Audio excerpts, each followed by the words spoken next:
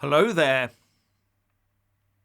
With household energy costs set to rocket again, can a UK rush for oil and gas save the day?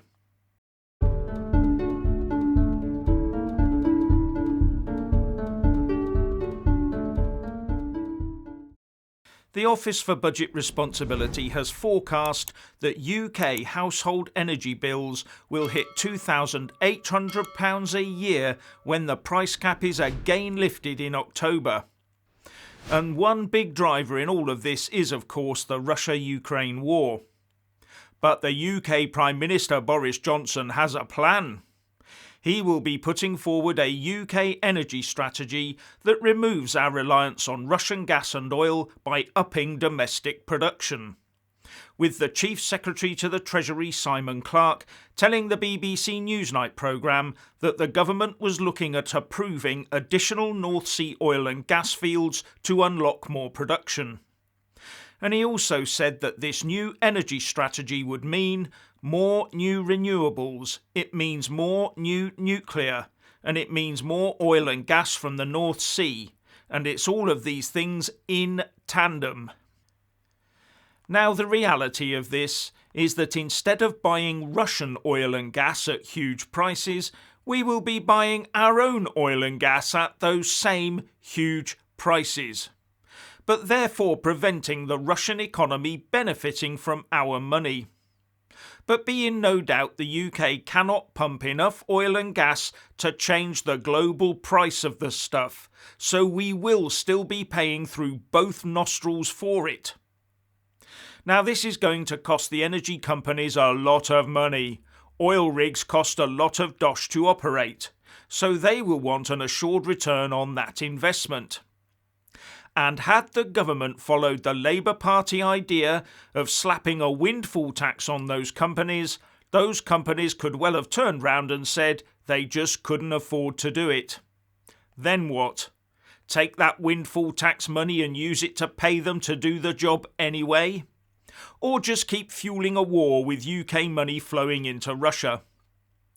Maybe that was the deal. We won't slap a windfall tax on you as long as you commit to more drilling.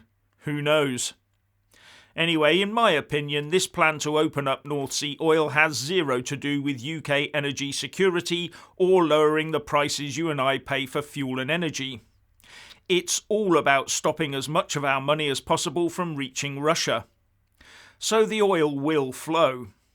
Now, were it not for Putin's actions, nothing would have changed, even had prices climbed this high without the war.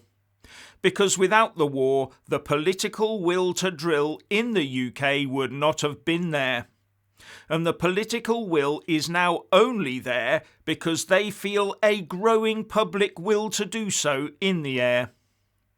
But I fear that any public will to drill is more about people's own personal finances than about stopping Putin. And if that is the case, they will, I think, be sorely disappointed, because global prices will still be sky high. Now, if this Ukraine crisis is ended in a few weeks' time, other countries, desperate to keep their economies afloat, will start dealing with Russia again very quickly. Be in no doubt. And these oil and gas fields we've opened up in the North Sea might become economically less viable and, more importantly, in political terms, totally unviable because of the very vocal Green lobby. Just like they were before the war, those oil and gas fields were politically unviable. In a report in December last year, just weeks before the war, The Telegraph reported that top energy industry figures were warning that the lack of political support risked creating a hostile environment for investors needed to fund projects vital for oil and gas, which still accounts for 75% of the UK's energy needs, as well as the green shift. All that net zero political aversion to upsetting the UK Green lobby could well reimpose itself on us very quickly once our attention moves on and we start demanding the lowest possible price for our petrol, diesel and gas, without caring where it comes from. So I'm left wondering if there's a little clause being slipped into any contract the government makes with these firms that if global prices do end up slipping below a certain level due to a fast resolution of the Ukraine crisis, the UK taxpayer will step in and subsidise the oil companies.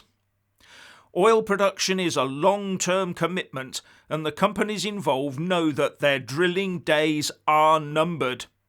And the next general election is only 2 years away. Labour, SNP coalition, anyone?